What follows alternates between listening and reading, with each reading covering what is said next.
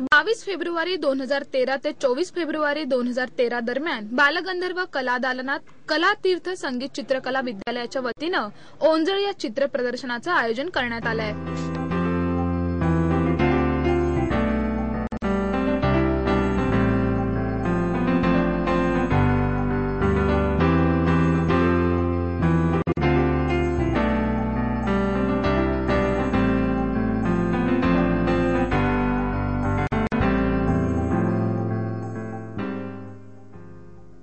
या चित्र प्रदर्शनात 5 वर्षांच्या मुलांपासून ते ज्येष्ठ नागरिकांपर्यंत चित्र पाहायला मिळतात।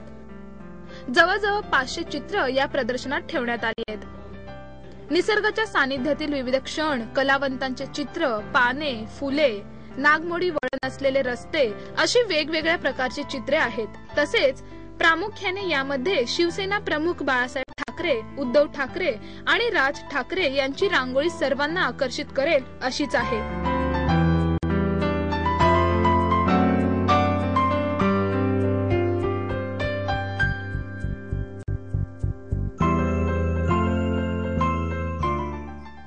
ही चित्र काढताना खडू, पेन्सिल आणि ऑइल पेंटचा वापर करण्यात आला आहे।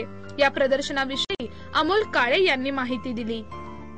कलातीर्थ संगीत चित्रकला विद्यालयातर्फे हे प्रदर्शन बनवण्यात आलेलं आहे आणि या प्रदर्शनाचा विषय आहे ओंजळ।